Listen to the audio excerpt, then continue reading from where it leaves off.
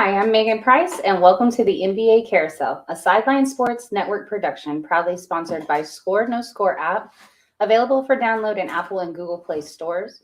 Also sponsored by Manscaped, and check out the Inscriber online magazine where you can get all your culture, technology, and sports news provided by Sideline Sports. But let's go ahead and jump right into the show. We have Jordan Long covering the Phoenix Suns. Hey, Jordan. Hey, Megan. How are you? I'd be better if the Suns were up in this series, but I mean, it's been a battle. It has. So let's start with game 3, and then we'll get to game 4. So game 3, I mean, of course, when we talked last week, I figured, New Orleans was probably going to get a game. Didn't expect it to be game 2, and then heading to game 3, this was actually a bigger game for the Suns because you wanted to, take home court advantage over New Orleans, which we did.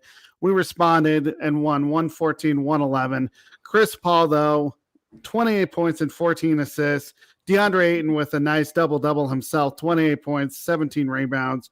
Bridges, 17 points. Crowder, 10 points. And actually, they did a pretty good job on everybody except for C.J. McCollum and Ingram. They combined for 64 points.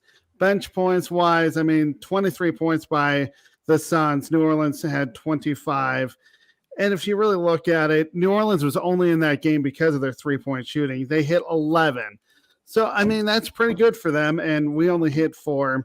And if you look at the rebounding, again, they dominated there. New Orleans did 45-35. But in the end, though, the Suns came out. They played well. First game without Devin Booker in these playoffs, and really they needed this game.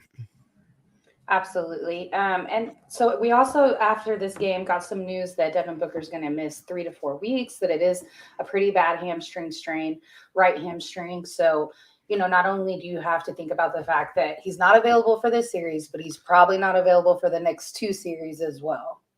And that's really big. If you look at it in these playoffs, he's averaging 28 points. That's a lot that you have to, come back from. We're inserting Cameron Johnson. He's been okay, but he is not Devin Booker. You need another scorer besides Chris Paul. So pretty much it's, next man up, and it's everybody has to, keep scoring to actually put up those 28 points per game that we're missing. Absolutely. Okay, so let's move over to game 4.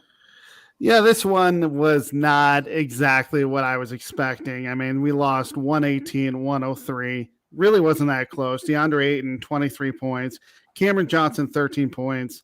Jay Crowder, 11. And Chris Paul really didn't do much offensively with 4 points, but still 11 assists. But again, it was Ingram, McCollum, and Valanciunas that actually we couldn't guard. McCollum with 18 points, Ingram with 30, Valanciunas 26 and 15.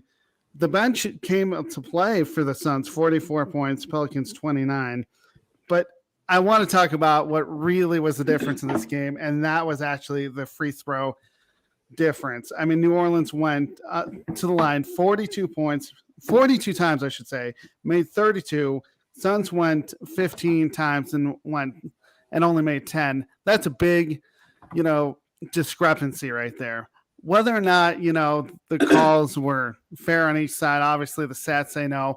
I can't say that. We know that in the NBA playoffs, play is going to be a lot more physical. I know Monty Williams had a lot to say about that. Didn't say anything that I wouldn't have said. That, it just makes you wonder why there's so much, difference in the free throws. Didn't say anything to get them fined, but it still makes you wonder about the discrepancy. Absolutely agree. And so moving forward, when is game 5? The series is tied 2-2. So we go back to Phoenix. What do you think has to happen? Obviously, you have the home court advantage, but what else has to happen in order for you guys to seal the deal? Game 5 is tomorrow night. Honestly, we need other players to step up. We can have Chris Paul, doing his thing with the assist, Crowder with 11 points, but it's really who's going to step up besides DeAndre Ayton and Chris Paul? Is that going to be Cameron Johnson, or is it going to be someone off the bench like a JaVale McGee or Torrey Craig? That's my question, because you're still missing a key component, and that is Devin Booker. Also, on the flip side, you have to stop the Pelicans' three-point shooting. C.J. McCollum is one of the best three-point shooters in the league. You have to play perimeter defense. you can't let them be open for threes because that's going to kill you.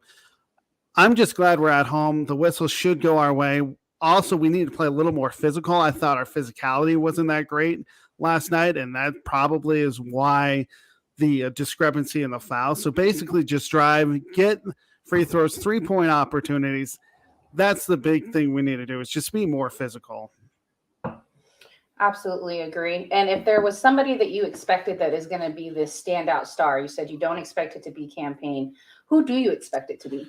It's got to be Cameron Johnson. I mean, he's been in the lineup for Devin Booker for a reason. And we've seen flashes of it this year. He just has to step up more. I think last game he was inserted in the lineup, but again, he hasn't been in the starting lineup for a while, especially in these last 4 games. So I think now that he's back in the starting lineup, he needs to show up. If not, then Monte Williams is definitely going to have to go to the bench with a guy like Torrey Craig, Cameron Payne. Just somebody needs to step up for Devin Booker. And what do you think the problem has been with Jay Crowder this series? I mean, we just haven't seen a whole lot of production out of him. And what we have seen is him getting into it with players. Now, obviously, that one wasn't his fault. He got tackled like it was a football move. But, what is happening with Jay Crowder this series? I have to say, I think it's the physicality of the Pelicans. They're just getting in his head. Even when he has a wide open shot, he misses it. So I think there's something going on with the physicality, and he's just not in a great state of mind right now. That doesn't mean he can't, change it. He has game 5 and hopefully game 6 to change it.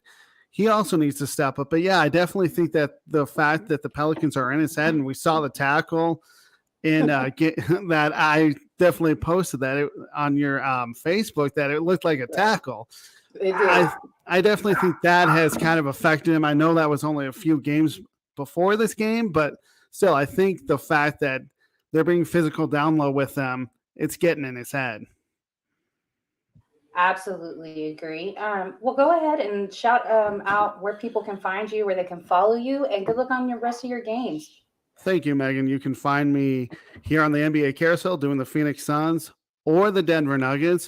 You can follow me on Twitter at SportsScoop1 on Tuesdays at 11 p.m. Eastern time. We have the Cub Financial that's just dedicated to the Cubs. So check our show out tomorrow at 11 p.m. Eastern time and follow and read my blog that I write Mondays through Fridays at sports-scoop.com. Thank you so much, Jordan. We'll see you next week. All right, guys, we're going to go ahead and slide over to our next rep, who's also our producer. We got Jen Lewis talking about the Celtics with us. Hey. Hi, how are you guys doing? Doing really well. How are you? I'm good. Did you have a good weekend, Miss Megan? I worked all weekend. But yes, I understand that. I'm sorry you worked all weekend. I went to a concert for you. Who? Billy Joel. Oh, that's pretty dope.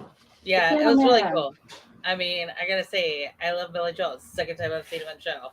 It was awesome. Very cool. Very cool. And so that was your first concert since COVID? Second, but we're gonna forget the first one I went to because the first one was really a bust. Okay. It doesn't count. It doesn't count. It doesn't count. It was a warm up. Right. Well, talk to me about your Celtics, and we know you guys are up 3-0 right now. All of these games, very close games. One was a 1-point game, one was like 3 points, the other was like 2. So you guys are beating the Nets, but it's been close. What has it been like for your nerves? Have you been nervous when you were watching, or do you feel like the Celtics were in command pretty much the entire time? I don't know why. I've been kind of calling it all season long. The game 1 was nerve-wracking. This game tonight is a little nerve-wracking, but there's so much on the line for both teams. So, I told the pundit the other day, it was like, I think we'll sweep, but I could see the Nets stopping the sweep also. So, I mean, I hate to write it on the line. I'm more inclined to say we're going to win, but I don't know. Like, my nerves are jumping. I've got it on the TV in the background right now. Well, the background's the skyline, but in front of my face, I have it on. So. Mine is in front of my face too. I completely understand.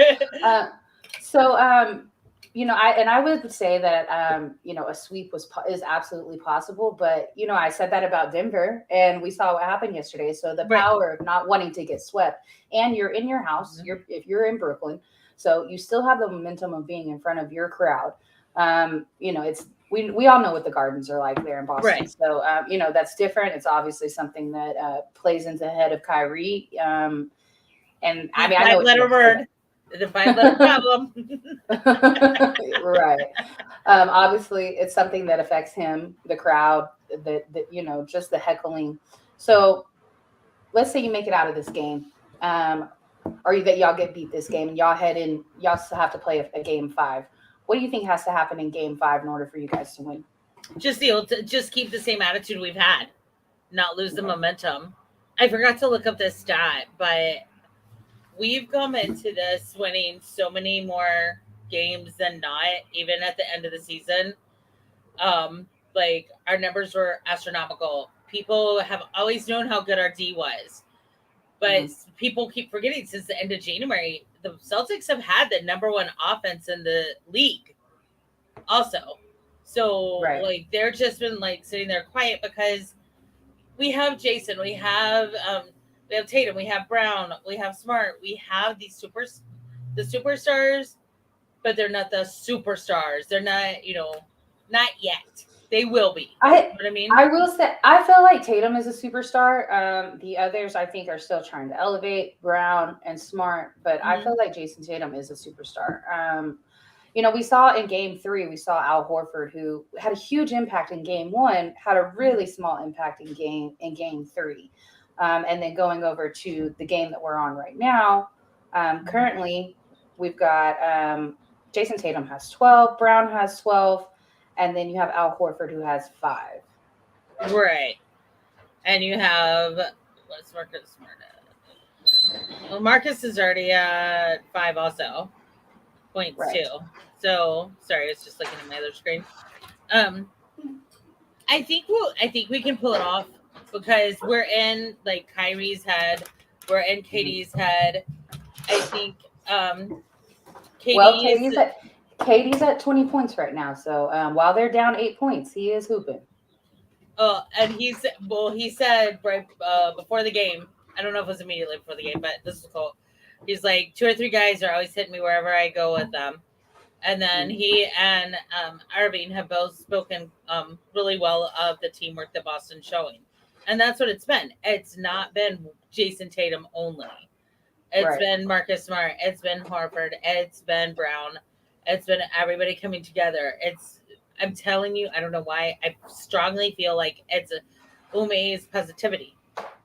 And it's seeping through. Like, I'm just saying. So I'm not really worried. I think it's hilarious if the Nets get swept with all the smack they've talked, all the money they paid. And then, of course, Simmons is out with a herniated disc still. So, yeah. That's the official story. I just want to highlight on that issue. And I've heard a lot of people talking about it. And I felt like what Shaq had to say last night, I ride with that. And then, I saw a tweet from Reggie Miller and just what he was saying about how you don't say that you're coming back and then not come back. And so you could have just left it alone, And I think once you get criticized by Reggie Miller, probably one of the happiest guys on the league. Like if you're getting criticized publicly by Reggie Miller, you're doing something wrong. Oh, absolutely you are. Yeah, and you know me at the beginning of the season, I tried to defend Ben Simmons. At this point, it's somewhat indefensible. Like, I don't know the story, so I don't want to say anything bad, but it's not there. Definitely not helping his case against the Sixers. No, not at all. Not at all. 100%. And so if there's go ahead. Go ahead. I'm sorry. If there's a game 5, when is it going to be? It will be Wednesday night. Okay. Wednesday, right? Yes, Wednesday night. And it'll be in Boston. Alrighty. Well, good luck on your game tonight. I said good luck on your game tonight. Thank you. And sorry I froze. I hope you have a great night, and you guys can find me tomorrow night along with Miss Megan Price, the Queen of Hoops, and Miss Carrie Johnson, Miss G's Chick at Three Chicks in a Pod. And we'll be having some really good conversations leading up into the draft. And then you can also find me on Confidential at 11 o'clock tomorrow night during the season and on the NFL Carousel. On occasion, the sip off. Thank you. And then you can also find me on the Pundit's Pundit on Thursday nights. And I had my inaugural appearance last Saturday night on the Gauntlet. And I really appreciate that, gentlemen. Thank you for letting me in. Awesome. Thank you so much, Jen. And we will see you back next week. See you later. Bye. Bye. All right, guys, we're going to go ahead and slide over to our next rep. We have Will Vogel covering the Utah Jazz and the Memphis Grizzlies. What's up, Will? Just happy Go right ahead. now. Go ahead. Let it out. I am finally healthy. So glad that you feel better. Okay, we have big news in the Memphis world. Let's start with that. Oh, I was going to start with the Jazz, but it's up to you. Oh, okay, go ahead. Go ahead. No, whoever you want to start with. We can start with the Jazz. So in game 2, Luka Doncic still didn't play. He was still out. The Jazz lost by 6. Bogdanovich had 25. Royce O'Neal had 12. Gobert had 8 points, 17 rebounds. Mitchell had 34 points. But the thing that hurt us a lot was Mike Conley could not do anything right. Conley was 0 for 7 from the field, 0 for 3 from 3. He had 4 rebounds, 3 assists, and 4 fouls, and 0 points. Clarkson had 21 points off the bench. And the thing that also killed us, the main thing that killed us, was Brunson had 41 points, Dinwiddie had 17, and Kleber had 25 points off the bench. Awesome. But you say this is game 2, correct? Yes. And so ended up that the Mavericks ended up taking this by 6 points. What do you think was the main thing that happened with this? That we let Brunson score 41 points. He went on a tear. He won an absolute tear that game. Okay, and so in game 3, though, the Mavericks also won that game, 126-118. Talk to me about what happened in that game. Yeah, again, no Luka, lost by 8. Mitchell had 32, Bogdanovich had 24. Conley actually came back and had 21. Gobert had 15. Clarkson had 14 off the bench. Again, the thing that killed us, the two things that really killed us were Brunson at 31 after a 41-point output, and then Dinwiddie had 20 points. But also, there was a lot of scoring off the Mavericks bench. Kleber had 17, Bertans had 15, and Green had 12. So it was a combination of Brunson and Dinwiddie having great games and their bench playing awesome. Absolutely agree. In this game, we saw Spencer Dinwiddie posterize Rudy Gobert. Thoughts on that? Because, that's your 7-footer. Hey, I props to Spencer Dinwiddie. I've always liked Spencer Dinwiddie. And when you could do that to one of the best big men in the league, like I know I'm the Jazz rep, but if you could do that to one of the best big men in the league who's won multiple Defensive Players of the Year awards, that's huge. It gives you a boost of confidence. Absolutely, most definitely. Okay, so moving over to game 4, you guys pulled out the win. Talk to me about that game. Yeah, Luka came back. Luka had a phenomenal game. Props to him. He had a great comeback game. But Gobert had a double-double. Mitchell had 23. Bogdanovich had 12. Clarkson had 25 off the bench. 3 for 5 from 3. And then the thing that sealed it was there was a go-ahead alley-oop from Mitchell to Gobert. Ironically, two guys who have had somewhat friction issues the last few years.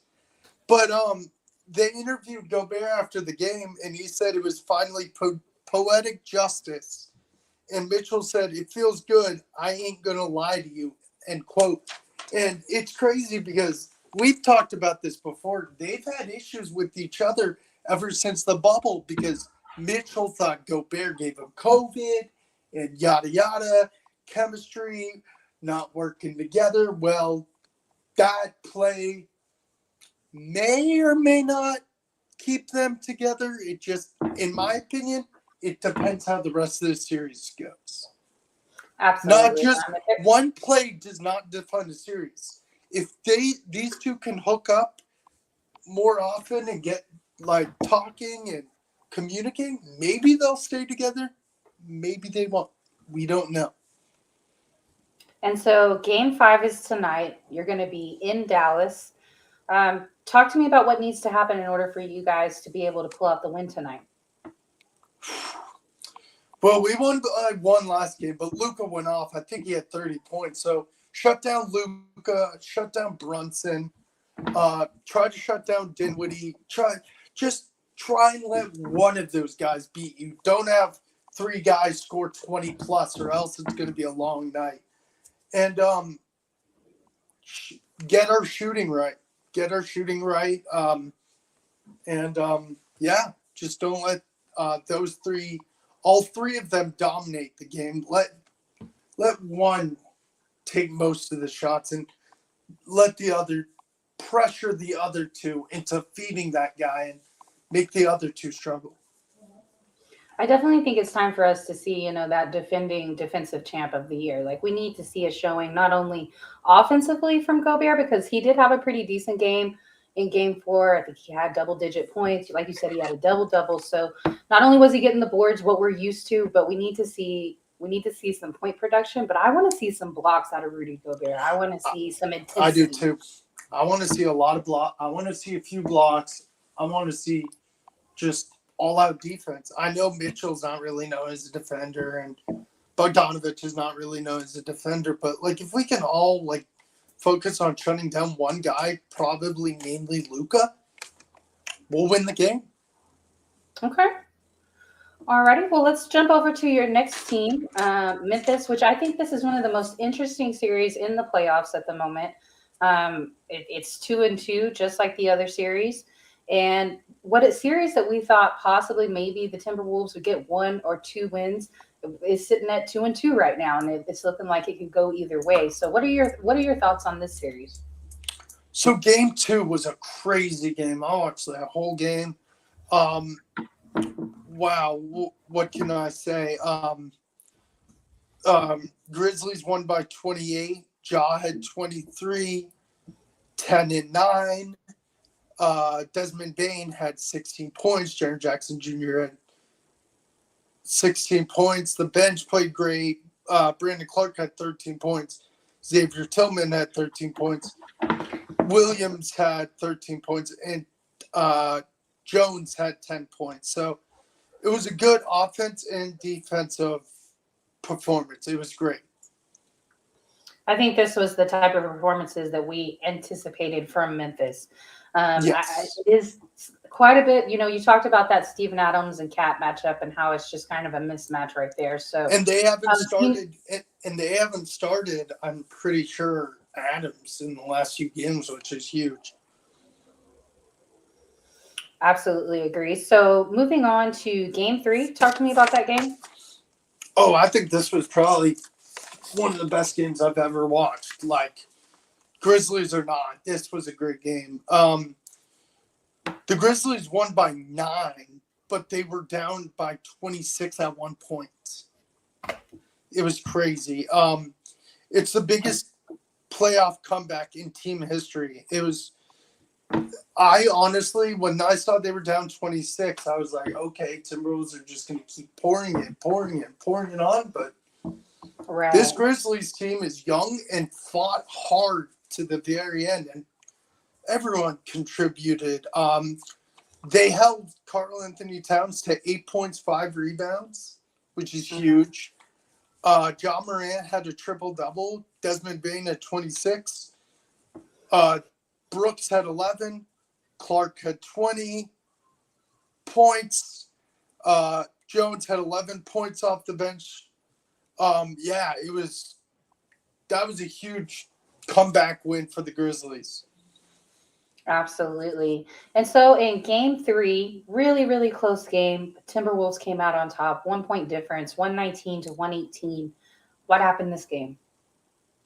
So it was close the whole way through. Payne at 34, Brooks at 24, 3 for 4 from 3. Ja had 11 points, 15 assists, 8 rebounds. Jones had 13. Clark had 15 off the bench. Towns had a double-double. Edwards had 24. Beverly had 17. The numbers were really close the whole game, and you could tell why Minnesota won by 1. Minnesota shot 50% from 3. Memphis had 46.9% from 3. Field goal percentage for Minnesota was 47.3%. Memphis was 48.8%. Free throw percentage, Minnesota 77.5.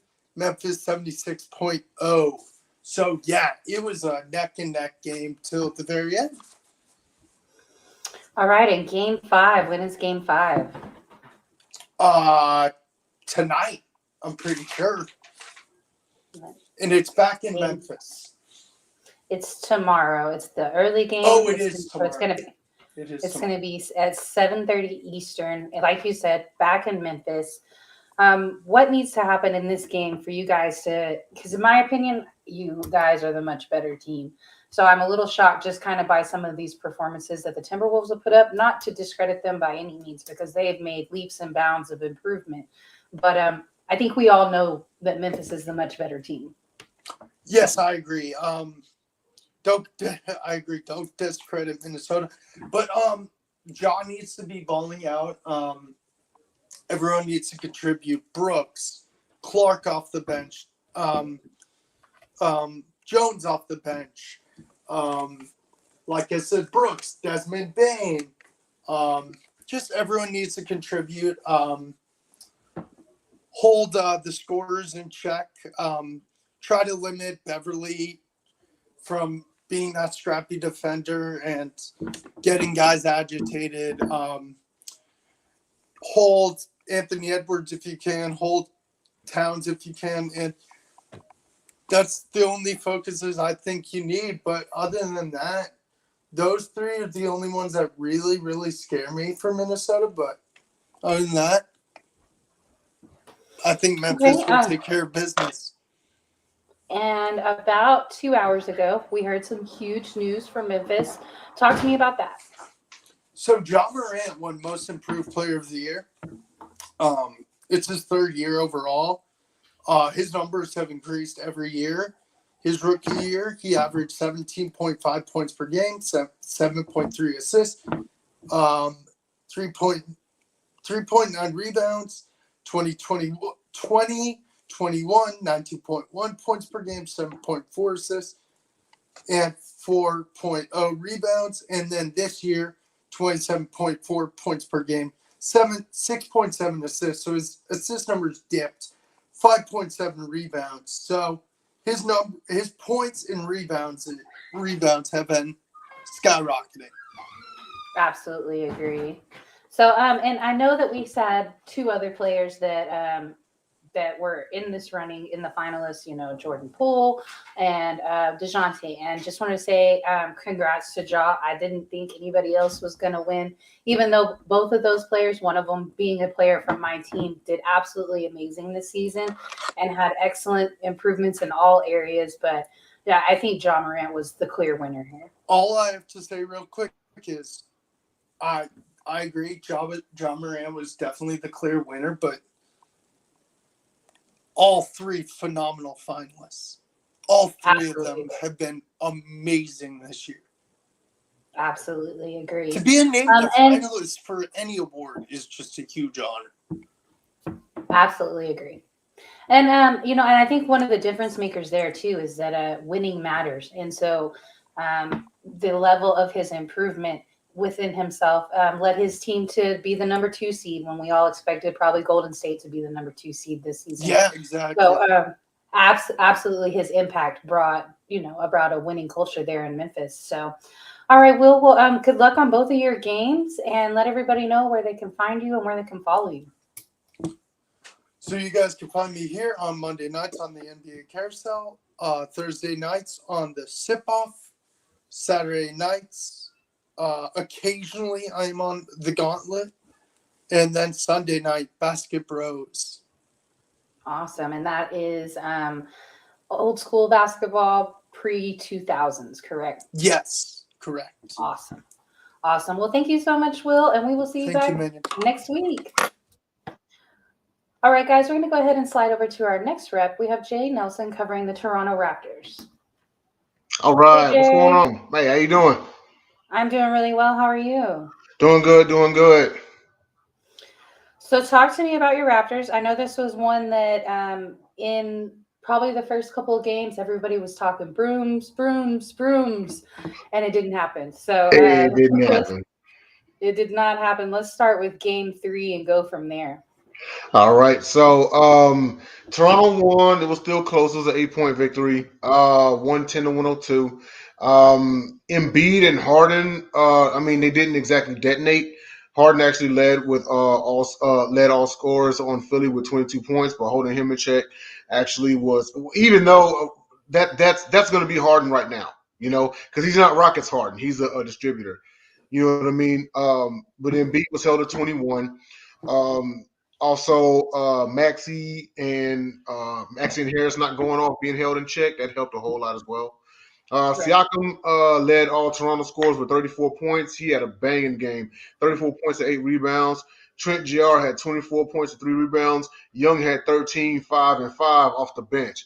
So what I saw was Toronto actually their defense clamped down and they got going. Now, what I saw was Embiid and Harden got theirs, but one, Toronto didn't let them detonate and go nuclear. And number two, they held everybody else in check because remember, it's been Harris and Maxey outside of Embiid that have been getting the shine and whatnot. But Toronto did an excellent job in clamping them down, holding Philly to obviously under 110 points. Could have held them to a little less than that, but hey, they just had to make things dramatic.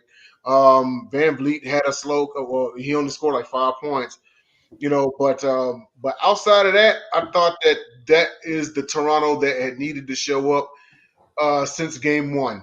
But I mean, good win, gave him a little bit of life, and we'll see what happens from here.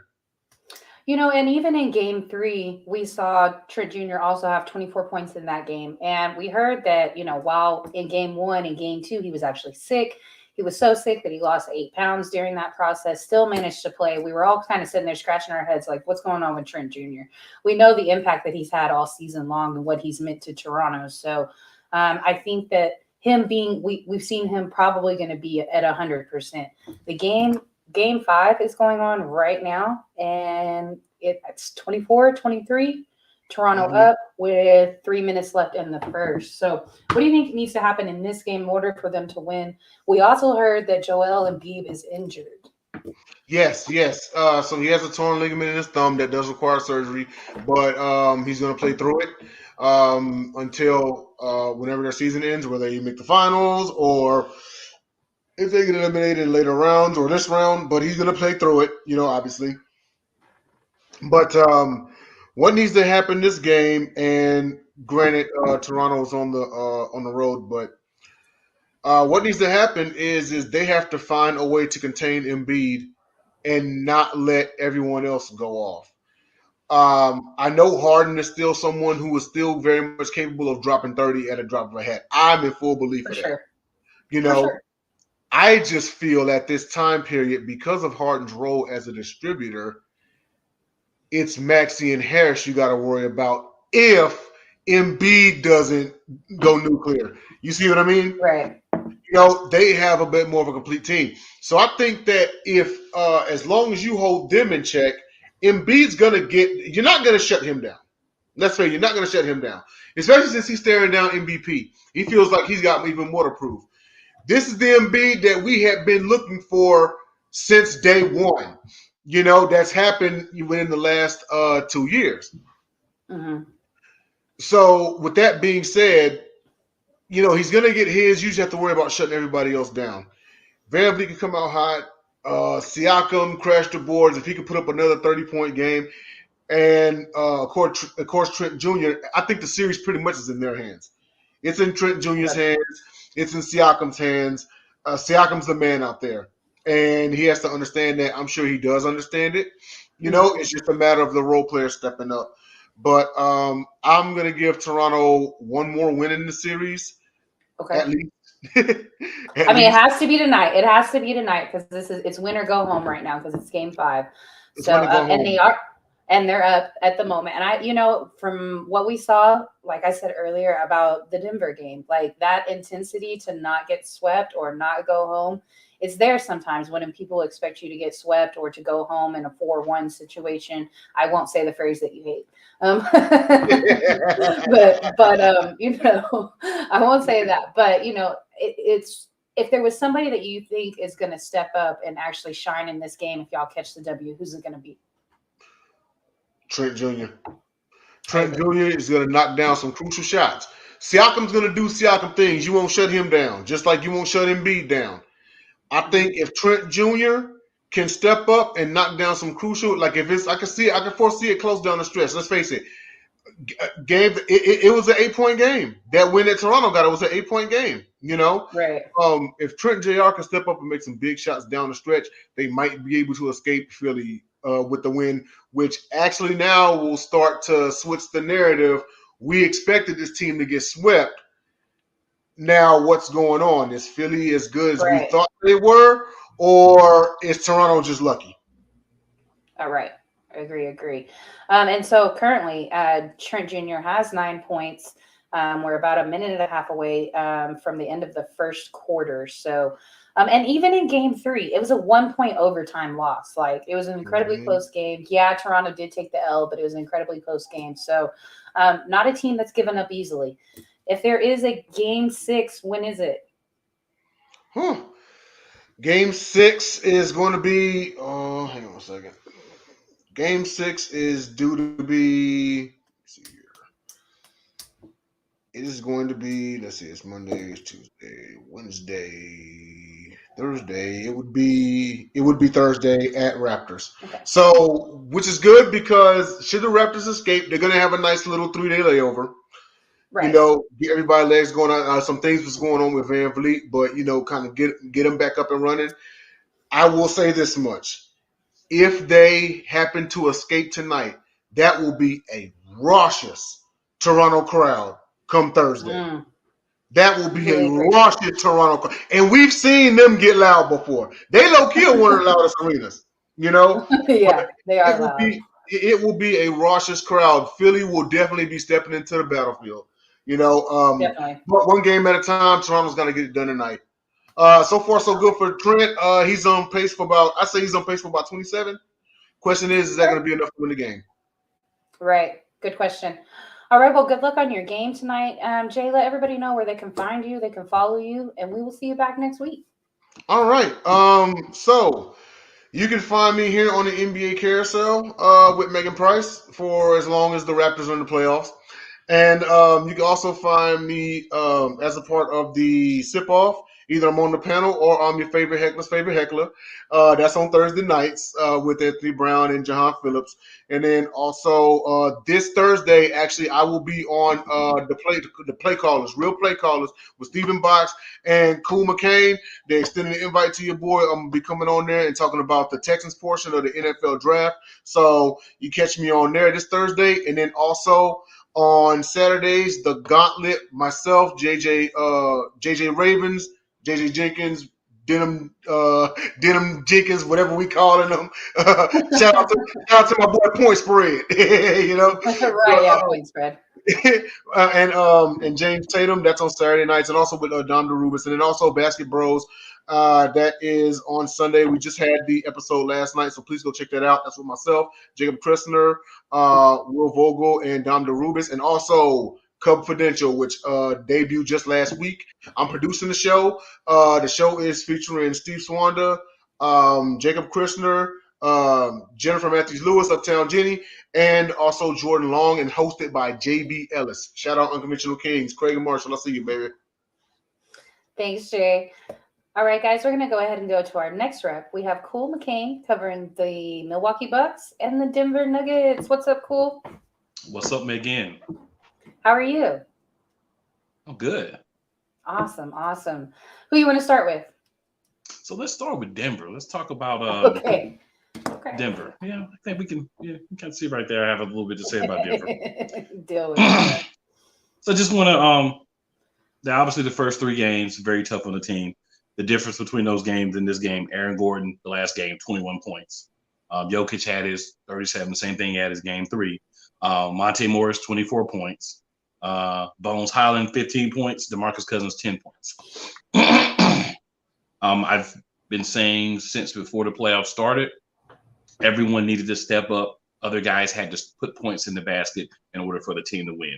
You know, there's been a narrative about Jokic and about the fact that they, up until this win, they had lost 7 straight games in the playoffs. But I want to point out real quick in those games, just points, because we could talk about let's just do it all because this is Jokic. So we go back to Denver and Phoenix game 1, 22 points, 3 blocks, 2 steals, 3 assists, 9 rebounds. You go to game 2, 24 points, no blocks, 1 steal, 6 assists, 13 rebounds. Game 3 against Phoenix, 32 points, a block, no steals, 10 assists, 20 rebounds.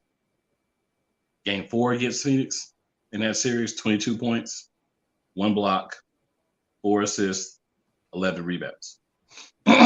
Now, what I'd like to say, and we'll get to this series as well, I'll just go through the points for this series. But what I'd like to say is understand that this man has done everything that he could to win games. You cannot win games if your team does not help you.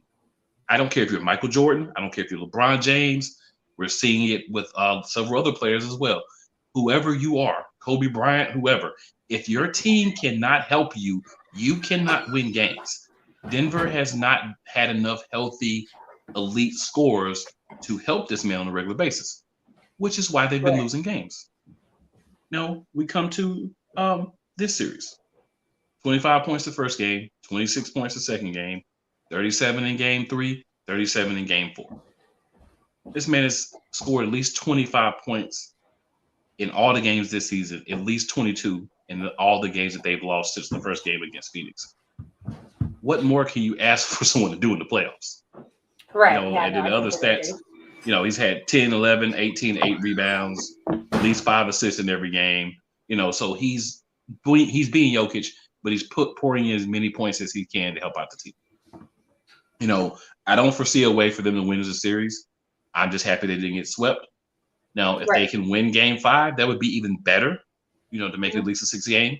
I didn't anticipate game 4, to be honest. I didn't see the other guys finally stepping up, but they did. If they can do that once more, they can get another win. If they can't, Golden State's going to close out the series. But shout out to Denver, because with really one of their main players, and someone I haven't talked about that's been out as well as PJ Dozier. So he's been out all season injured as well. So that's another piece that, is an important part of the rotation, a scorer, a facilitator. So another guy that they're missing. So they're doing this with a lot of missing pieces. And people can say, oh, everyone's had missing pieces. There haven't been a lot of times where guys have been missing, 2 or 3 key pieces to their team for an entire season. We're not talking about 10 games, 15 games, 20 games. So when you look at those things, we should appreciate what Denver's done, whether you're a fan or not. Whether you want to admit that Jokic should be the MVP or not, you have to acknowledge that his stats are there. He's done what he should do. If he does win the award, you can't really say, oh, this person should have won it, that person shouldn't have won it. You could kind of say the same thing for the other 2 candidates as well. That's why they're the final 3. But if you really look, everything encompassing, this guy's done the most for his team, and he's gotten them in the playoffs, not the play-in, but actually in the playoffs. Unfortunately, they ran into Golden State, who finally got everybody healthy. And Golden State's going to do this to a lot of teams.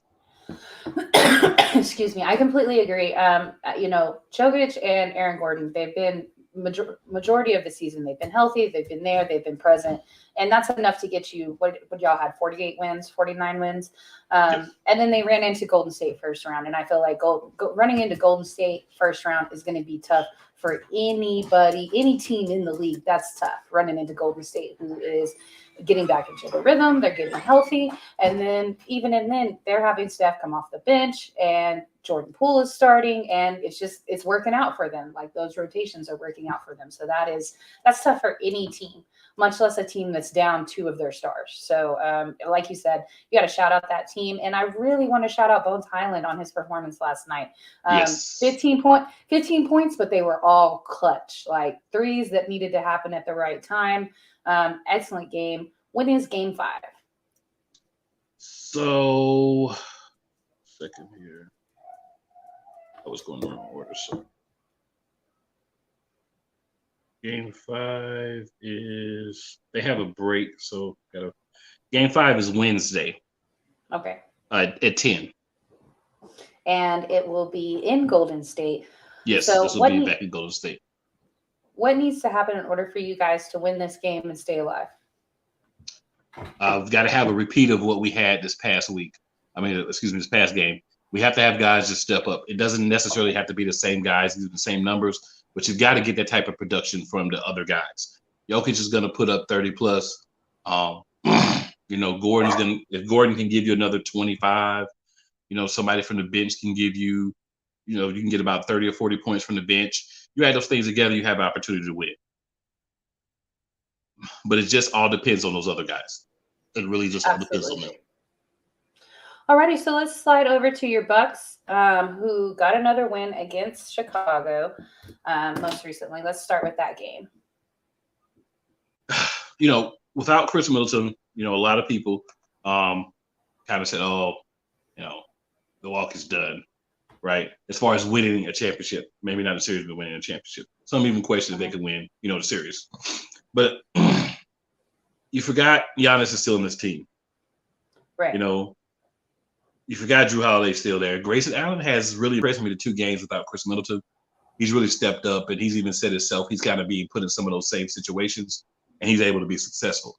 So they're giving him those same shots, those same screens, those same assignments, those same, places to be, and he's performing at a pretty decent level. In this game, Giannis had 32 points, 7 assists, and 17 rebounds. When you can get 5+ assists out of Giannis, that's a bonus. You look at that as a bonus because that's not a category that you see him put a lot in night to night. But on this night, he did. Bobby Portis had 14, 1 assist, and 10 rebounds. I'm glad to have him back. Eye still looks red, but he's able to play. Brook Lopez only had 2 points this game, 2 assists and 5 rebounds. But, he's injured. He's coming off not really being in basketball shape. So you're going to have the up and down 20 points one game, 5 points one game. You can live with that. Drew Holiday poured in 26, 7, and 2. And then Grayson Allen again, 27 and 2 rebounds. So you're just getting, Grayson Allen kind of stepping in and being that third guy to get you 20+ points a game while you don't have Chris Middleton. And being deep enough where you have that, where you have a Pat Connaughton sitting on the bench. Javon Carter's been a major addition to the team I've been impressed with. Serge Ibaka's starting to get a few minutes, not a lot, but at least some, to give some other guys a break. So they're very deep. If they use that depth and they play smart, even without Chris Middleton, this is a team that can make a good run. Obviously, Chris Middleton, long term, you feel like would make them even better. But that's the point of depth. That's the point of having other guys. So when you have these injuries, it just doesn't stop your team. And, this was the same last game because the game before this, Grayson Allen dropped 22. Chris Middleton was out. Honestly, I said all along, I feel like the Chicago Bulls will win, 1, possibly 2 games. They won the game. Unfortunately for Milwaukee, it was the game that Chris Middleton got hurt in. That kind of brought up the whole thing about they need him to win. They can't win without him or whatever. But if you look at it, Chicago played a really good game that game. And even if Chris Middleton was healthy, they had a chance to win that game. But when you look at, everything that Chicago's been able to do to at least stay in games, even though they lost in this game by about 25, 26, they've done a good job of at least appearing, if you're watching, to be in the game. They're not crestfallen. They're not disappointed. They're not playing well. They're just getting outplayed by a better team. Right. They really need their point guard. And they could probably use a bigger, more versatile big, which they may have the opportunity to get in the offseason. So I think it's not necessarily that Chicago's bad. It's kind of like what's going on with Golden State and Denver. You got a bad matchup, for Chicago. This is definitely a bad matchup because they don't really have anyone that can guard Giannis, and they don't have their point guard. So you just got a bad matchup. But you never know. Milwaukee could win the next game. Chicago could come out, gritty fight, keep the score low, and win the next game. I do expect Milwaukee to win the series. I'd love for them to go ahead and close it out in 5, but it may take 6. You never know if Chicago's going to have another game where they just have a lot of offensive explosions. If they do that, they're going to still be hanging around. I agree. I feel like if we see DeRozan go off like he's known to do 30+, I think they have a chance to stay alive at least one more game. But completely agree. I think you guys win it in 6 minimum. Go ahead and let everybody know where they can find you, where they can follow you, and we will see you back next week. Well, of course, I'm here. I'm also on the Sip Off on Thursdays. Unfortunately, I won't be able to be on this Thursday because, as Jay Nelson said, we're going to be doing the Play Callers annual draft special. So we'll be on. We'll have several different guests. They'll hop on. They'll talk about their specific team, what they want to draft, and then some comments when the draft pick does happen. And then also Wednesday nights, starting last week, we have the Philadelphia Eagles Elite show. If you just hop on YouTube, type in Eagles Elite Podcast, you'll find us. It's going to be a great episode this week. We're going to be talking some pre-draft stuff, and as always, all about Philadelphia Eagles. Thank you so much, Cool. We will see you back next week. All right, guys, we're going to go ahead. We're going to slide over to our next rep. We have Steve Shawanda covering the Golden State Warriors.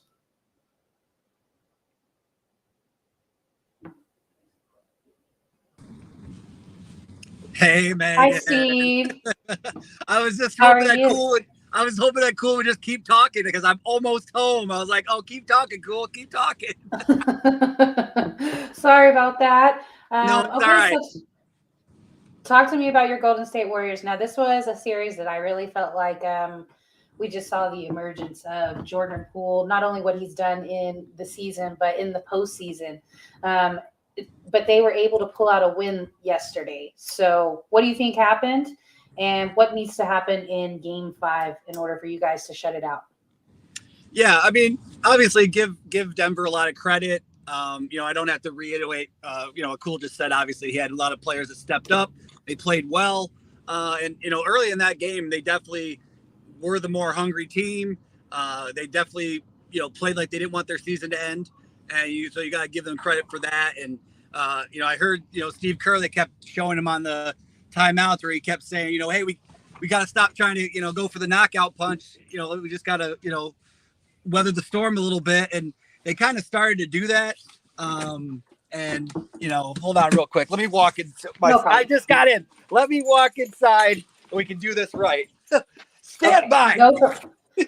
No problem at all. I'm going to go over the scores in the series so far. So in Game 1, we saw the Warriors win 123-107. In Game 2, we saw the Warriors win 126-106.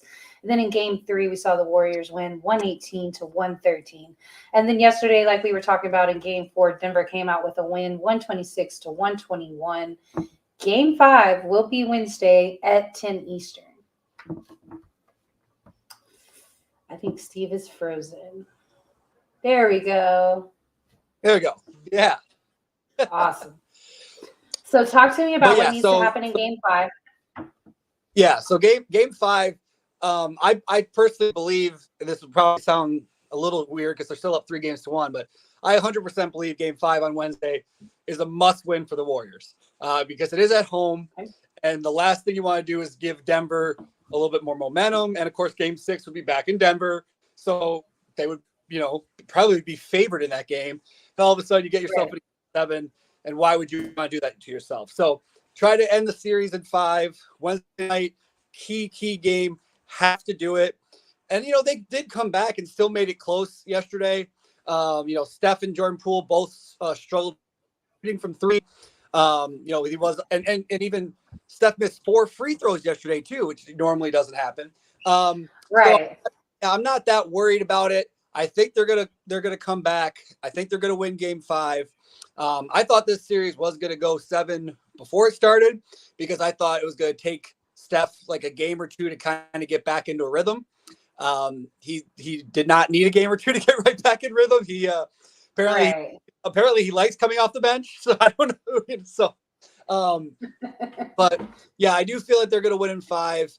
But the real thing that I wanted to talk about today is, and this is I don't know, maybe it's gonna sound like I'm hating on this particular player, but it's the opposite. It is an absolute travesty that Jordan Poole did not win Most Improved Player. It is absolutely insane. Are we just pretending that John Morant wasn't awesome already? Like, yeah, he went from 19 a game to like 26 a game, but John Morant's that guy. He's been that guy. He has started every single game in his NBA career in those 3 years. It's not like he came out of nowhere. He was the number 2 pick in the draft. Number 2 pick in the draft. He's averaged basically 21 points a game for his career. He was right around 18 his rookie year. He's right around 19 and a half last year. Now he's at 27. Like, he's been that guy. Jordan Poole started 7 games last year. 7. Right. He started 51 this year. He basically was playing like an all-star. And in 2 years, he went from averaging points a game to almost 19. Like, huge fact that he did not win Most Improved Player is absolutely insane. Like, John Morant is a better player than Jordan Poole. He's a much better player than Jordan Poole. John Morant, he's that guy. But him winning Most Improved Player is, to me, it's laughable. I can't believe it. I was just happy that it was announced today. So I was being like, ooh, good. I could go in the carousel and rant about this. Because, like, I love John Morant, but he's not the Most Improved Player. He's an all-star. Like, he's that guy. Like, well, he was also in the conversation for the MVP. So, like, that was, I see what you're saying, because he's at that level. He's in that top 5 that's in the conversation for MVP. That level, right? Like, and yeah, he took a step up. He took a step up this year, of course. But he was already that guy. He really was. Like, Jordan Poole is such, and obviously I'm covering the Warriors, so I'm biased, but it's such a better story. D-League player, work your way up, fill in for injuries, and then all of a sudden you explode. Like, to me, that's what Most Improved Player award should be. And incidentally, I saw Instagram or Twitter or something that John Morant gave his award away to Barnes. So he doesn't even want it. Wow. Right. Well, I mean, and Barnes had what an incredible season too. So, what I'll say about Poole, and it's actually more about Clay, honestly, Clay and Steph. And like, we know them as the Splash Brothers, and it's like they've just kind of adopted Poole into that as well. And I love that they don't have any problem. It doesn't matter who's on fire that night. They don't mind sharing the spotlight. It doesn't matter. They're all going to get a decent amount of points. They're all going to be in double digits, but there's going to be one and possibly 2 of them just going off like crazy. And they have no problem if it's not one of them. Like, they have no problem, like, if it's Poole instead of themselves. So I love the camaraderie, and I think that's what it takes to win. And so one last question. Now that we've seen what's going on with Phoenix, we've seen Booker's not going to be there. And, they're the number 1 seed. You guys are the number 3 seed. And Memphis is looking iffy. Like, we don't really know what's going on in this series. I do think they're the much better team, but we're a little bit shocked about what's going on in the series. So does this mean Golden State's the best team right now? Currently, today, this exact second, with Booker out, with some of the other question marks, I think they are, at least in the West. We'll see who comes out of the East, but very well could be the Bucks. And I think it, just really quick, touching on your point that you just made, well, what makes the Warriors so good is they really are a team, and they play well together as a team. And to your point, one game Steph might have 37 and, Jordan Poole has 28 and Clay has, 10. But the game after that, Clay's got 40 and Steph's got 17. And, so yeah, like you said, it's always almost always at least one of them's shooting well, and then sometimes 2 of them. And if all 3 of them are shooting well, then obviously watch out. And you still have Wiggins, and you still have, Draymond, and so who was plus 18 yesterday, despite the loss. So he still had a great game. He's one of those players that if you just look at his points and rebounds and assists, you're like, eh. But if you actually watch the game, you just see how important that he is. But I think that's the great thing about him is they're a team, and because of that fact, number one, and because honestly, yes, not every other team is 100% right now. Obviously, Middleton being out, Right. is a huge loss. Booker being out is a huge loss. I mean, when Denver gets Porter and Murray back, I mean, they should be a top 3 team next year. I mean, they're Agreed. No, I agree. really good. So this is kind of like one of those years where you don't want to not win a championship this year. Like this is, I would say by far, I don't think I'm going out on a limb. This is by far their best chance of winning a championship. Because the core is getting older. Yes. And so this is, it's kind of like the last dance possibly. Are we still going to keep these guys together? Because next season, who knows what's going to happen? Yeah, you're right. And they're probably going to be there a little bit, but yeah, you don't know what's going to happen. You still have Kuminga and Moody and some of those younger players, Wiseman, if he ever comes back, so they almost can shift to having a Wiseman, Moody, Kuminga, and Jordan Poole and have those 4 be their new core. But I think Steph and Clay and Draymond still have a little bit of basketball left in them. But again, a lot of things had to go right this year, for them to be in the position that they're in. So obviously there's a long way to go by saying that they're going to win the championship. Though I want them to, obviously. And I think that they need to, if they want to get one more, I think this is the year to get it. And, they've been playing really well all year and, they had injuries, but they had them at the right time where they had guys to get back, in time for the playoff push. So, yeah, I think today, right now, as we speak, they are the team to beat. And because of that key word, they are a team. It is not, well, if Steph doesn't score 30, we have no chance. Like that's kind of thing. And Poole was talking about this. Joker's going to score 35 a game, but he's going to do that. But you don't need it. For Golden State, they don't need Steph to score 30 a game to have a chance to win. If Joker doesn't score 35, 38, they have no chance of winning right now, right? Where he can score that much and they still not win. Steph can score 18 and the Warriors still win. So that team aspect is truly what makes them great. But yeah, I think right now they're definitely the team to beat. But yeah, Wednesday night they need to close it out at home and get ready for the next series. Absolutely agree. Well, Steve, thank you so much for coming on this week, and good luck on your games. Let everybody know where they can find you and they can follow you. Yes, thank you for putting up with my Jordan Poole most improved player tirade. No problem. But just every Monday on the NBA Carousel, hosted by the wonderful Megan Price. And I'm going to think that at least for another couple of weeks, I'll be able to talk Warriors. So that's good. Right. Knock on wood. And then, various other places here and there, hopefully soon. But the easiest way on Twitter, all eyes on you, the letter U, all eyes on you hoops. Easiest place to find me on Twitter, and we can talk sports anytime you want. Thanks so much, Steve. We'll see you back next week. All right, guys, we're going to go ahead and slide over to our last rep. We have Jacob Krishner covering the Timberwolves. Hey, Jacob. What is going on? I mean, I thought Shwanda was stealing my gimmick. Four of my five times on sports was in a car. Oh, it happens. It happens.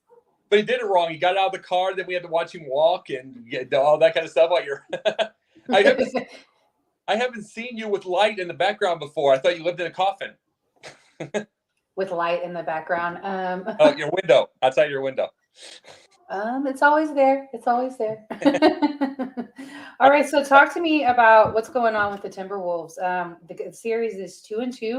You guys have pulled out some good wins, but also a huge loss, not point-wise, but you had a 20-point lead that got blown. So talk to me about that game, and then talk to me about what needs to happen in order for you guys to get some more wins. Well, mind if I bring up the most improved person first?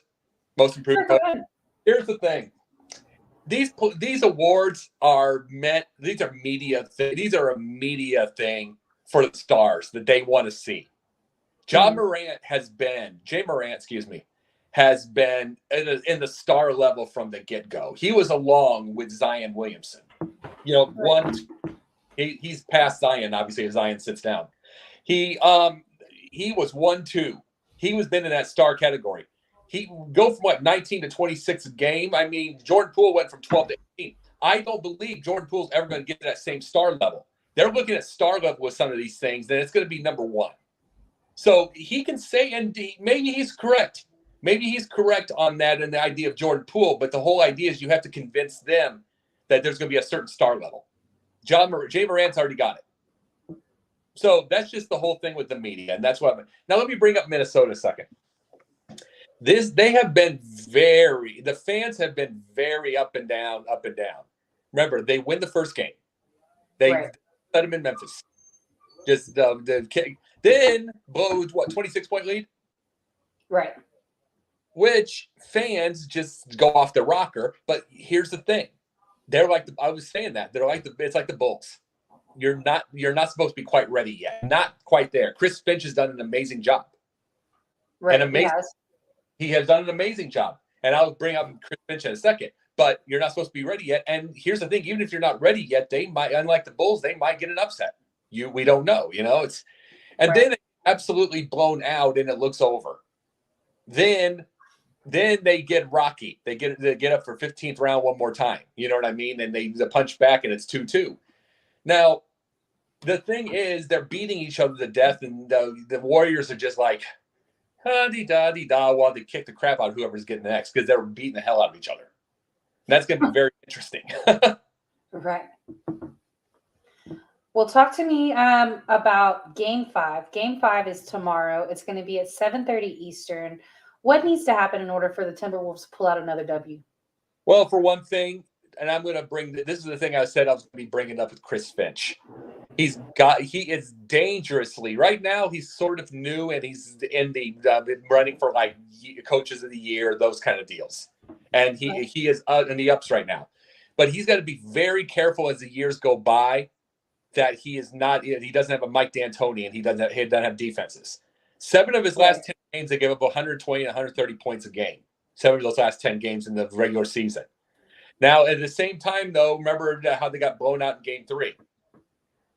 They have, for them to win the rest of these games or at least have a chance, their defense has to show up. They cannot. Right. Jay Morant's young, and he's going to keep having energy, and they can't keep trying to score with them. They're going to have to start locking down. And that's what I completely believe with this team. And the Finch is going to, I said, I don't want Finch to turn into D'Antoni in the next future, where there's, where it's all a high octane offense. Great. It's an exciting high octane offense, mind you. But we don't want this again. It's like, because he won't get farther. He'll be like D'Antoni. So, right. Yeah, no, that's, in the regular season, high offense. I mean, you need it in order to win. Absolutely. But in the postseason, this is when defense becomes vitally important. And so, I want to see that. I want to see that out of Memphis as well. So they need to step it up a level. But what needs to happen for the Timberwolves? Like, in order for them to catch this win, like we know that Cat's not going to play a whole lot of defense, even though he's your big man. We know Anthony Edwards will, though. And who else on this team is capable of playing defense? Because you're just not going to get it out of Karl Anthony Towns. Oh, that's true. And Patrick Beverley's the little hustler. So just see he's a little hustler, so you can get that. But it's like, but I'll tell you as I said, I'll bring up Patrick Beverley on that, but I'm just going to say this another thing. What's missing with the NBA right now with players, because everybody has a star level. There's a certain star. It's like an AAU deal. What's missing right now is kind of some of them from the older times is the guy that come off the bench 20, 25 minutes, and they do one thing. I brought up something today about Ben Simmons. I was having a conversation with somebody. He's in the wrong era because he's a lockdown defender. You know what I mean? He can't. He cannot shoot.